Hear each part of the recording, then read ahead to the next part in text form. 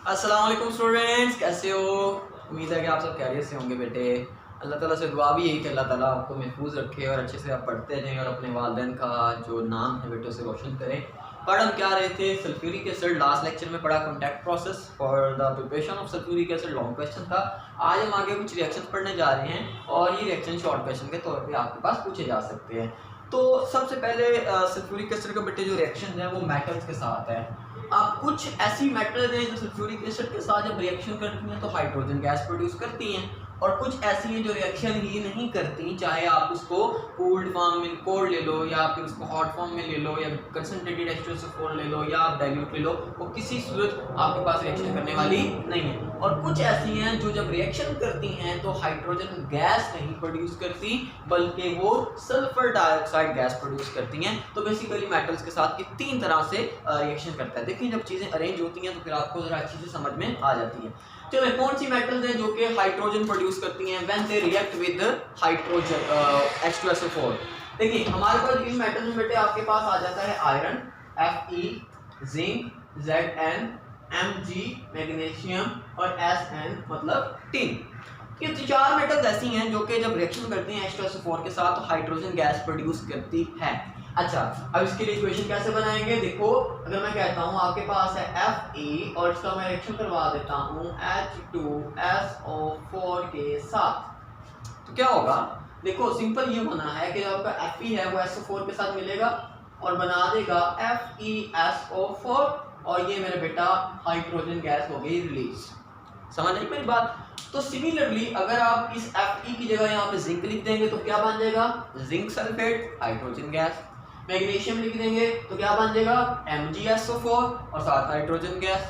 आप यहाँ पे टिन लिख देंगे क्या बन जाएगा? SnSO4 साथ हाइड्रोजन गैस। मतलब you have to remember simply कि हमारे पास हो क्या रहा है, ठीक है ना। अब देखो इसको अगर मैं जनरल कर दूं अगर मतलब आप लोगों के लिए, तो बेटे आप Fe की जगह सिंपल कोई भी मेटल जो कि इसके साथ हाइड्रोजन प्रोड्यूस करेगा M लिखो और ये क्या बन जाएगा? MsO4 बन जाएगा और साथ आपके पास क्या निकलेगी? Hydrogen gas. अब M की जगह आयरन लिख दो, जिंक लिख लो, मैग्नीशियम लिख लो, टिन लिख लो, whatever you want to write you can write. तो ये आपके पास इस तरह से हाइड्रोजन गैस इवॉल्व होती है। अब कुछ ऐसे होते हैं जो कि रिएक्शन ही नहीं करते। उनमें कौन आता है? एक डीट इंसान जिसका नाम क्या है? गोल्ड। दूसरा एक और डीट दैट इज प्लैटिनम और लेड और सिल्वर और कॉपर। कॉपर ज्यादा डीट नहीं है, ये कूल्ड फॉर्म के अंदर तो रिएक्शन नहीं करता, लेकिन जब आप इसको हॉट और कंसंट्रेटेड H2SO4 यूज करते हैं तो रिएक्शन कर जाता है। लेकिन ये ऐसे डीट हैं कि ये किसी भी सूरत सल्फ्यूरिक एसिड के साथ रिएक्शन करने वाले नहीं है। तो they don't react with sulphuric acid, specially अगर सल्फ्यूरिक एसिड ठंडा है, अगर सल्फ्यूरिक एसिड डाइल्यूट है तो किसी सूरत कोई रिएक्शन पॉसिबल ही नहीं है। ओके, अब तीसरी कंडीशन कि कुछ मेटल्स ऐसी होती हैं जो कि जब रिएक्शन करती हैं तो SO2 प्रोड्यूस करती हैं। SO2 मतलब सल्फर डाइऑक्साइड गैस, बजाय कि वो हाइड्रोजन गैस बनाएं। अब उनमें फॉर एग्जांपल क्या आ जाता है? उनमें आ कौन बन जाती हैं ये पहले लिख लें। उनमें बेटे कॉपर आ जाता है, इनमें फॉर एग्जांपल आपके पास Ag आ जाता है और इनमें आपके पास Hg मर्क्यूरी आ जाता है। अच्छा सर Ag ऊपर भी तो लिखा है बेटे, वो कोल्ड कंडीशन में है। ये कब? कि जब आपके पास कोल्ड H2SO4 हो, ठंडा सल्फ्यूरिक एसिड हो, फिर नहीं रिएक्शन करेगा, वरना हो सकता है। लेकिन गोल्ड ठंडे के साथ भी रिएक्शन नहीं करेगा और गर्म H2SO4 के साथ भी रिएक्शन नहीं करेगा, सिमिलरली प्लैटिनम और लेड भी। तो अब ये जो हैं ये मेटल ये आपके पास SO2 गैस प्रोड्यूस कर सकती हैं। फॉर एग्जांपल अगर मैं इसकी आपको इक्वेशन लिख के दिखाऊं तो क्या होगा? मान लिया आपके पास है कॉपर और कॉपर का आप रिएक्शन करवाते हैं H2SO4 के साथ। मैं 2 H2SO4 ले रहा हूँ। ओके, तो सुनो क्या होगा? ये एक रिएक्शन समझ लो, सारी समझ आ जाएगी। होगा ये कि सबसे पहले क्या होगा कि जो कॉपर है आपका ये एक SO4 के साथ मिलेगा और क्या बना देगा? ये बना देगा CuSO4 कॉपर सल्फेट बन गया। और उसके बाद हाइड्रोजन कितने हैं? 2 और 2 4, कितने वाटर बन सकते हैं? 2, तो 2H2O। एक सल्फर तो यहाँ भी यूज हो गया, ये बच गया होगा, तो ये क्या बना देगा? SO2 जो कि गैस है। यारो शो कर रहा है कि गैस है, ठीक है ना। तो मतलब आपके पास यहाँ पे SO2 प्रोड्यूस हो जाएगा। समझ आ गई मेरी बात? अब सिमिलरली बेटे अगर आपने सिल्वर यूज करना है तो यहाँ पे कॉपर की जगह सिल्वर लिख दो, मर्करी यूज करना है मर्करी की जगह कॉपर की जगह मर्करी लिख दो। मतलब फॉर एग्जाम्पल अगर मैं इसी क्वेश्चन को सिल्वर के लिए चेंज करूं तो कैसे लिखूंगा, देखो जरा, ये तो समझ में आ गया होगा। देखो ये यहाँ पे आ गया Ag, ओके ओके, यहाँ पे अब Ag2 आया क्योंकि सिल्वर की वैलेंसी 1 होती है ना, इस वजह से। तो यहाँ पे आपके पास क्या बन जाएगा, यहाँ पे सिर्फ इतना सा फर्क आएगा कि Ag2SO4 बन जाएगा, इतना सा फर्क है। तो मतलब देखें रिएक्शन बिल्कुल वही सेम है, यही सिल्वर आपके पास सल्फेट के साथ मिलेगा, सिल्वर सल्फेट बना देगा और वाटर और SO2। तो मतलब आपके पास कोई इस तरह से मुश्किल नहीं है कि आप कुछ भी बनाना चाहें, बड़ी आसानी से आप इसको बना सकते हैं। लेकिन ये तीनों के तीनों मेथड स्पेशली जब भी रिएक्शन करेंगे हॉट कंसंट्रेटेड H2SO4 के साथ तो ये SO2 गैस को ही इवॉल्व करेंगे। तो ये तीन इंपॉर्टेंट पॉइंट्स हैं। अच्छा मैं ये नहीं बताऊंगा कि ये एसिड है ये बेस के साथ कैसे रिएक्शन करेगा, कितना पता होना चाहिए हमें, सॉल्ट एंड वाटर। कार्बोनेट्स के साथ कैसे रिएक्शन करेगा, salt water plus carbon dioxide. तो ये तो बच्चों वाली बातें ये नहीं बतानी चाहिए आपको, ये बड़ा लेवल हो गया, तुम लोग ऊपर चले गए, आप ऊपर ही ना चले जाना केमिस्ट्री पढ़ के, लेकिन ऊपर चले गए तो उसको नहीं करवाऊंगा, ठीक है ना। तो ये हो गया मेटल के साथ reaction. Now about dehydrating agent. Sulphuric acid एक डिहाइड्रेटिंग एजेंट है। क्या कभी सोचा कि सल्फ्यूरिक एसिड या कोई भी एसिड हमारी बॉडी पे गिरता है बर्न क्यों हो जाता है, हैमिंग सा रिएक्शन हो जाता है, कौन सा रिएक्शन हो जाता है। असल में जो आपका सल्फ्यूरिक एसिड है वो आपकी बॉडी से वाटर को निकाल लेता है। देखो सेल के अंदर है क्या, वाटर ही तो है ना, साइटोप्लाज्म है क्या, वाटर ही तो है ना। तो ये सल्फ्यूरिक एसिड जब बॉडी पे गिरता है तो ये वाटर को रिमूव करने की एबिलिटी रखता है। जब ये वाटर रिमूव कर दे सेल डाई होंगे, सेल मरेगी और यहाँ पे बर्न नहीं होगा, किसको मिलेगा, बिल्कुल नहीं मिलेगा, ट्राई नहीं करना इसको। तो डिहाइड्रेटिंग एजेंट के तौर पे इसको यूज किया जाता है क्योंकि किसी भी चीज में से वाटर को रिमूव कर सकता है। कुछ एग्जांपल्स मैं आपके सामने देता हूँ। फॉर एग्जांपल सबसे पहले एग्जांपल है ऑक्सैलिक एसिड की, ठीक है ना। अब देखना जरा क्या होता है आपके पास ऑक्सैलिक एसिड कैसा होता है, वो होता है COOH COOH, ये है आपका ऑक्सैलिक एसिड। जब बेटा इस ऑक्सैलिक एसिड के ऊपर में H2SO4 का क्या करवाता हूँ, अटैक करवाता हूँ, तो H2SO4 क्या करेगा, इसमें से वाटर को रिमूव कर लेगा। मतलब यहाँ से ये H और ये OH निकल जाएंगे। जब ये H और OH निकले तो क्या बन गया, H2O, और बाकी क्या बच गया, बाकी देखो ये मिला और इसने बना दिया क्या, CO2, ये मिला इसने क्या बना दिया, CO। मतलब और क्या बनेगा, और बनेंगी कार्बन डाइऑक्साइड और कार्बन मोनोऑक्साइड। लेकिन इस H2SO4 ने इस मॉलिक्यूल से जो कि ऑक्सैलिक एसिड का वाटर निकाल दिया। हमारा पर्पस तो ये डिहाइड्रेटिंग एजेंट का पर्पस भी यही है। समझ आ गई, समझ आ गई, समझ आनी चाहिए। अगला है क्या, C2H5OH, that is your alcohol. अच्छा अब इसमें से वाटर कैसे रिमूव होगा, वैसे तो आपको चाहिए कि सर हम अभी करके बताते हैं, ठीक है ना। ये आपने किया भी हुआ है, कहाँ, चैप्टर नंबर 8 में डिहाइड्रेशन ऑफ अल्कोहल क्या यूज करते थे, H2SO4। चलो फिर भी कर देता हूँ मैं। चलो ये आपके पास यहाँ लिख रहा हूँ मैं, आपके पास है CH3 CH2OH, this is your alcohol, ठीक है ना। अब इसके ऊपर जब बेटे हम H2SO4 का अटैक करवाते हैं, अटैक मतलब जो भी होता है, तो यहाँ से क्या होगा, देखो जरा, एक कार्बन से OH और यहाँ से एक हाइड्रोजन, मैं इसको ऐसे लिख रहा हूँ बेटे, ये मिलेंगे और ये H2SO4 इसको निकाल देगा। कैसे निकालेगा हमारा कंसर्न नहीं है, हमें पता होना चाहिए कैसे हो रहा है, मतलब क्या हो रहा है। तो ये वाटर निकल गया, बाकी के बाद गया CH2 double bond CH2 alkyne, ठीक है, CH2 डबल बॉन्ड CH2। याद करो डिहाइड्रेशन ऑफ अल्कोहल, नहीं याद तो लेक्चर देखो, ठीक है ना। ये क्या बन गया, इथीन, क्या बन गया बेटे, इथीन, ओके। तो ये डिहाइड्रेशन ही हुई है ना, वाटर निकाला है, और किया किसने ये काम, हमारा सल्फ्यूरिक एसिड ने। अच्छा आगे आ गया, ये क्या है, C6H12O6, yes your glucose molecule. तो ग्लूकोज मॉलिक्यूल क्या करेगा, देखो आपके पास है C6H12O6, रिएक्शन करवा दिया H2SO4 के साथ, क्या होगा, डिहाइड्रेशन। कहाँ से, देखो ये H यहाँ से जितने भी ऑक्सीजन है निकाल लेगा, क्या बनाएगा, वाटर, क्या, वाटर। 12 हाइड्रोजन 6 ऑक्सीजन, कितने वाटर बन सकते हैं, जल्दी बताओ जरा। वाटर बनेंगे आपके पास कितने कितने कितने, 6 वाटर मॉलिक्यूल। तो यहाँ पे आ जाएगा 6H2O, 6 वाटर मॉलिक्यूल बनेंगे। बाकी क्या बच गया, कार्बन, तो यहाँ पे आप लिख दो 6 कार्बन बच गए। यही वजह है कि चीनी लें अगर आप उसके ऊपर एसिड डालें तो वो ब्लैक हो जाती है, क्यों ब्लैक हो जाती है? या चीनी को तवे के ऊपर फेंक दिया तो वो फिर ब्लैक हो जाती है। क्यों ब्लैक हो जाती है? क्योंकि उसमें से वाटर निकल जाता है, पीछे सिर्फ कार्बन बच जाता है। और ये जो ब्लैक सा कलर आपके पास आता है ये असल में इस कार्बन का ही होता है। असल में ये ब्लैक कलर होता है, कार्बन का ही होता है। समझ आ गई ना मेरी बात? अच्छा चलो आगे आते हैं। ये क्या है? C12H22O11, वो तो ग्लूकोज के साथ क्या है? ये किसका फार्मूला है? यह सुक्रोज का फार्मूला। तो सुक्रोज क्या है? Carbon 12, hydrogen 22, oxygen 11। तो क्या होगा? सल्फ्यूरिक एसिड लेके आएंगे। सल्फ्यूरिक एसिड क्या है? H2SO4। क्या करेगा सल्फ्यूरिक एसिड? वाटर रिमूव करेगा। कैसे करेगा? कुछ ऐसे करेगा। तो वाटर रिमूव किया उसने और दो जी कितने हाइड्रोजन? 22। वाटर कितने बन सकते हैं? कितने? हाँ 11। ऑक्सीजन देख लो ना, तो 11 आपके पास बन जाएंगे वाटर मॉलिक्यूल। कार्बन कितने बच गए? 12, ठीक है ना। और फिर ये आपका चीनी जल गया और कार्बन बच गया, पानी छूमंतर उड़ गया, ठीक है ना। तो बताने का मकसद सिर्फ ये है कि हर जगह क्या हो रही है? डिहाइड्रेशन। चलो अब आ जाते हैं स्टार्च पे। स्टार्च का फार्मूला होता है C6H10O5, ठीक है ना। अब देख लो जरा, C6H10O5N, हजारों मॉलिक्यूल ऐसे जुड़े होते हैं, N कुछ भी हो सकता है, लेकिन होना तो फिर वही है कि अगर मैं H2SO4 लेके आऊंगा तो होना क्या है? यहाँ से आपके पास कितने वाटर मॉलिक्यूल बनेंगे? कितने?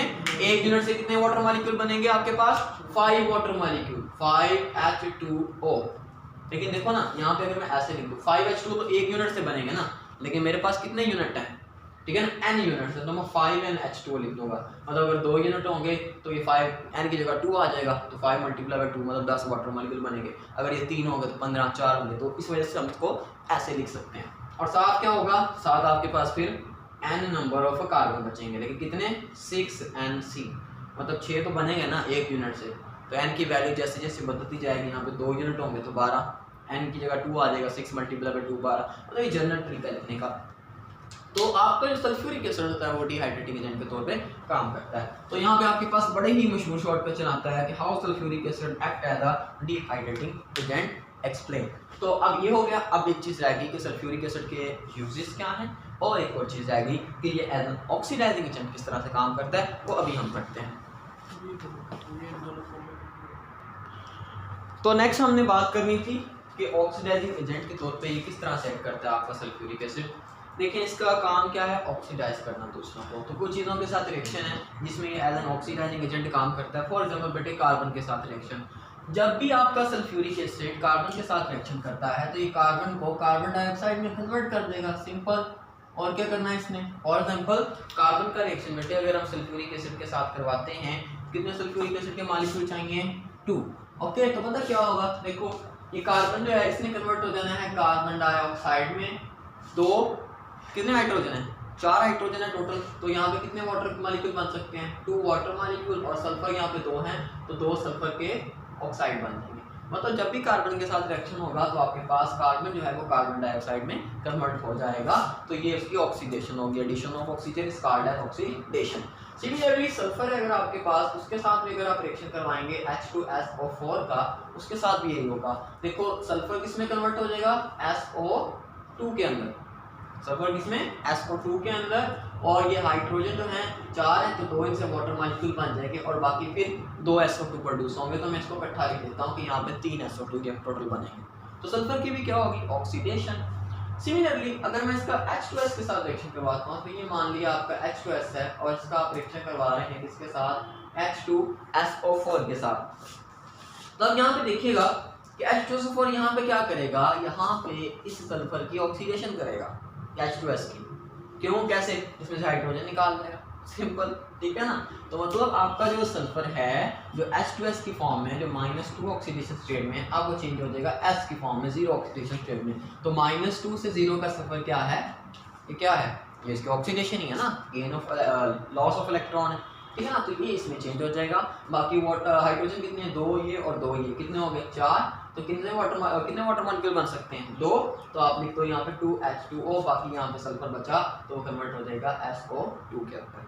मतलब रिएक्शन सिंपल से हैं, वही बार बार चीज़ें रिपीट हो रही हैं। सिमिलरली बेटे HBr के साथ अगर ये रिएक्शन करेगा, HBr के साथ अगर ये रिएक्शन करेगा तो 2 HBr के molecule when react with H2SO4, देखो मेरी बात सुनो, Br है ना, उसके अंदर HBr के अंदर, वो दोनों आपस में मिलेंगे और बना देंगे Br2, सिंपल। ओके, और बाकी क्या बच गया, बाकी कितने हाइड्रोजन है ये गिनो जरा, 2 ये और 2 वो, 4, तो कितने वाटर मॉलिक्यूल बन सकते हैं, 2, तो बना दो। बाकी क्या, SO2, तो ये सिंपल है। अब सिमिलरली HI के साथ भी होगा, मैं इकट्ठा लिख दूंगा, 2 हाइड्रोजन आयोडाइड के मॉलिक्यूल और एक H2SO4 का मॉलिक्यूल जब रिएक्शन करेगा तो ये 2 और 2 4 हाइड्रोजन मिले, तो इन्होंने कितने वाटर बना दिए, 2 वाटर मॉलिक्यूल, एक सल्फर था तो SO2 और 2 आयोडीन आपस में मिले और इन्होंने क्या बना दिया, I2। तो ये क्या हुई, ऑक्सीडेशन, ठीक है ना। अब सिमिलरली FeSO4 के साथ जो कि एक ऑक्सीडाइजिंग एजेंट है, उसके साथ जब ये रिएक्शन करता है कौन, सल्फ्यूरिक एसिड, तो फिर ये क्या करता है, लेकिन FeSO4 के साथ जब भी रिएक्शन होता है ना, वो एसिड की प्रेजेंस में होता है, और आपको पता है कि वो आपके पास जब भी रिएक्शन होता है वो आपके पास KMnO4 की प्रेजेंस में भी आपके पास होता है। तो इसलिए देखते हैं कि हमारे पास ये किस तरह से सारा प्रोसेस जो है ये चलता है। तो असल में पहले स्टेप के अंदर ये होता है कि आपका जो KMnO4 आपने यूज़ किया होता है FeSO4 के साथ, वो मेरे पुत्र रिएक्शन करता है। कैसे, आपके पास ये होता है कि सबसे पहले जो आपके पास 2 KMnO4 के मॉलिक्यूल होते हैं वो बेटे रिएक्शन करते हैं आपके पास H2SO4 के साथ, और कितने H2SO4, कितने, 3, तो यहाँ पे मैं 3 लिख देता हूँ। तो होता क्या है, सबसे पहले यहाँ से 2 पोटाशियम होते हैं, एक सल्फेट को मिलाते हैं, बना देते हैं K2SO4, कितने सल्फेट बच गए, 2। अब फिर जो 2 मैंगनीज हैं वो यहाँ से 2 सल्फेट को मिलाते हैं और बना देते हैं MnSO4, तो सल्फेट हो गए खत्म, पोटाशियम खत्म, मैंगनीज खत्म, बचा क्या, वाटर, कितने हैं, हाइड्रोजन कितने हैं यहाँ पे, 6, तो कितने वाटर बन सकते हैं इससे, कितने बन सकते हैं बताओ जरा, हाँ कितने बन सकते हैं वाटर, 6 हाइड्रोजन से 3 वाटर मॉलिक्यूल, बिल्कुल ऐसा ही है। और बेटे यहाँ पे 5 ऑक्सीजन वैसे ही बच जाते हैं। पहले स्टेप के अंदर क्या होता है कि KMnO4 H2SO4 के साथ रिएक्शन करके आपके पास ये चीज़ें बना देता है। नेक्स्ट स्टेप के अंदर क्या होता है, अब नेक्स्ट स्टेप के अंदर आपके पास जो आपका FeSO4 होता है उधर ये क्या करता है, ये रिएक्शन करता है H2SO4 के साथ, कितने, ये 2 मॉलिक्यूल, और H2SO4 के साथ रिएक्शन करता है but in the presence of oxygen, और ये क्या बना देता है, 2 सल्फेट है तो ये बना देता है Fe2SO4 ट्वाइस, ठीक है ना। तो ये चीज़ आप सॉरी थ्राइस, ये चीज़ बन जाती है। अब ये बैलेंस नहीं है, बैलेंस करते हैं इसको, और इसके अलावा बेटे आपके पास क्या बन जाता है, वाटर, कितने वाटर बनेंगे जरा, कितने बनेंगे, एक ही बनेगा ना, ओके। और इस तरह से बेटे ये आपके पास इक्वेशन हो जाती है। अगर इसको आपने बैलेंस करना, देखो ऊपर 5 ऑक्सीजन है तो नीचे वाली इक्वेशन को भी आपको 5 से मल्टीप्लाई करना पड़ेगा ताकि आप इसकी नेट इक्वेशन को निकाल सको। अब ये 5 से मल्टीप्लाई हो गया ना ऐसे सारा, ठीक है ना। तो आपके पास फिर क्या आ जाएगा, देखो ज़रा, आपके पास ये आएगा कि शुरू में आपके पास है 2 KMnO4 के मॉलिक्यूल, आपके पास ये 2 हैं और मल्टीप्लाई का 5 हो रहा है तो क्या होगा, 10 है आपके पास FeSO4 के मॉलिक्यूल, और इसके अलावा 5 H2SO4 ये हो गए, 3 ये हो गए, कितने हो गए टोटल, 8 आपके पास हैं H2SO4 के मॉलिक्यूल। और जब वो मिलते हैं, अब देखो ये ऑक्सीजन इस ऑक्सीजन से कट जाएगा क्योंकि ये 5 से मल्टीप्लाई हो रहा है, 5 ऑक्सीजन इधर वाली साइड पे है, 5 उधर वाली साइड पे, तो ये कटा हो गया। अब बाकी इसके रिजल्ट में बना क्या, इसके रिजल्ट में आपके पास बना K2SO4 कितना, 1, MnSO4 कितना, 2, और ये 5 से मल्टीप्लाई हो रहा है ना, तो यहाँ पे क्या आ जाएगा, 5 आपके पास बने Fe2SO4 थ्राइस, और उसके अलावा बेटे देखो 3 वाटर ये थे, 5 ये थे, टोटल कितने हो गए, 8 वाटर मॉलिक्यूल, तो 8 आपके पास बन गए वाटर मॉलिक्यूल, समझ आ गई ना। तो इस तरह से ये देखें कि आपका जो Fe यहाँ पे +2 ऑक्सीडेशन स्टेट में था, अब वो मेरे पुत्र किस ऑक्सीडेशन स्टेट में चला गया है, यहाँ पे +3 में, तो ये क्या है, ऑक्सीडेशन, मतलब ऑक्सीडाइजिंग एजेंट को भी ऑक्सीडाइज करने की एबिलिटी है किसके अंदर, H2SO4 के अंदर। तो ये आपके पास हो गए H2SO4 act as oxidising agent. अच्छा बेटे लास्ट पे हमारे पास चैप्टर एंड करते हैं और हमारे पास है uses of sulphuric acid, short question के तौर पे आता है, बड़ा इंपॉर्टेंट शॉर्ट क्वेश्चन है। सबसे इंपॉर्टेंट यूज़ तो यही है कि इसको फर्टिलाइजर्स बनाने में बहुत ज़्यादा यूज़ किया जाता है, बहुत सारे fertilisers, for example ammonium sulphate, ये इससे बनाया जाता है। ये कब होता है कि जब आपके पास नाइट्रोजन का जो कंपाउंड है, अमोनिया गैस का रिएक्शन करवाया जाता है H2SO4 के साथ, तो बेटे ये आपके पास बना देता है अमोनियम सल्फेट, ठीक है, अमोनियम सल्फेट। तो आपके पास जो अमोनियम सल्फेट बनता है ये बेसिकली आपके पास एक फर्टिलाइजर के तौर पे यूज़ किया जाता है। इस तरह से कैल्शियम सुपर फास्फेट भी इससे बनाया जाता है। एक और काम यह है कि पेट्रोलियम, जब हम ज़मीन से वो पेट्रोलियम मसनूआत निकालते हैं तो उनके अंदर नाइट्रोजन और सल्फर बहुत ज़्यादा अमाउंट में प्रेजेंट होता है। तो सल्फ्यूरिक एसिड क्या करता है, नाइट्रोजन और सल्फर के कंपाउंड्स को रिमूव करने की एबिलिटी रखता है, क्योंकि उनको ऑक्सीडाइज करके उनके ऑक्साइड्स में कन्वर्ट कर देता है, तो वो वहाँ से निकल जाते हैं। सिमिलरली एसिड्स बनाने में बहुत सारे acid like HCl, H3PO4, HNO3, जितने भी मोस्टली एसिड्स हैं वो सल्फ्यूरिक एसिड को यूज़ करते हुए बनाए जाते हैं। इसके अलावा जो हमारी लेड स्टोरेज बैटरीज हैं, क्या लेड स्टोरेज बैटरी जो कार की बैटरी है जिसको हम बोलते हैं, और बहुत सारी इलेक्ट्रिकल बैटरीज हैं, उसके अंदर जो वाटर होता है वो असल में क्या होता है आपके पास H2SO4 होता है। स्पेशली जो लेड स्टोरेज जो बैटरी होती है आपके पास, लेड स्टोरेज बैटरी, इसके अंदर तो आपके पास होता ही क्या है आपका सल्फ्यूरिक एसिड। तो ये बैटरीज के अंदर इसका बहुत सारा यूज़ है। डिहाइड्रेटिंग एजेंट्स के तौर पे यूज़ किया जाता है, अभी हमने पढ़ा। इसके अलावा लेबॉर्ट्री के अंदर तो इसका हर जगह यूज़ है, आपने ऑर्गेनिक पढ़ी, देख लीजिएगा कितना यूज़ है वहाँ पे H2SO4 का। वो तो भी छोटा सा एक इंट्रोडक्शन था आपके लिए। हर तरह की इंडस्ट्री, ऐसे तो नहीं से किंग ऑफ केमिकल्स कहा जाता है, टेक्सटाइल है, लेदर है, स्टील है, पेपर इंडस्ट्री है, या कोई आपने चीज़ बनानी है, सिंथेटिक फाइबर्स बनाने हैं, एक्सप्लोसिव एजेंट्स बनाने हैं, कोई केमिकल बनाना है, कोई कलर डाई बनानी है, ड्रग्स, बहुत ज़्यादा ड्रग्स आपकी जो हैं उसके अंदर सल्फ्यूरिक एसिड का यूज़ किया जाता है उनको बनाने में। प्लास्टिक आपने बनाना है, ठीक है, कोई आपने और चीज़ बनानी है, डिसइंफेक्टेंट्स बनाने हैं, पेड़ में कुछ भी आपने बनाना है, कोई भी इंडस्ट्री है, कोई ऐसी इंडस्ट्री नहीं है जिसके अंदर आपके पास उनके पास सल्फ्यूरिक एसिड ना हो, क्योंकि इसका हर जगह पे यूज़ है। और इसका सेहरा किसको जाता है बनाने का, एक मुस्लिम साइंटिस्ट को जिसका नाम क्या था, जाबिर बिन हयान। तो आप भी सोचिए बेटे, अच्छा सोचें, जाबिर बिन हयान की तरह सोचें, कुछ इस दुनिया के लिए कुछ प्रोडक्टिव करने की कोशिश करें तो अल्लाह ताला आपको बहुत कामयाबी देगा। केमिस्ट्री सिर्फ मजबूरन ना पढ़ें, समझ के पढ़ें, कोशिश करें, और अगर कुछ समझ नहीं आती तो मुझसे पूछ लें, ठीक है। कमेंट सेक्शन में पूछ सकते हैं आप मुझसे इंशाल्लाह। बाकी आप मुझसे रब्ता भी कर सकते हैं, डिस्क्रिप्शन चेक कर लें, उसमें मैंने अपना व्हाट्सएप नंबर भी दिया होगा, ठीक है ना। तो तब तक के लिए बेटे थैंक यू वेरी मच, अल्लाह हाफिज़, अस्सलाम वालेकुम।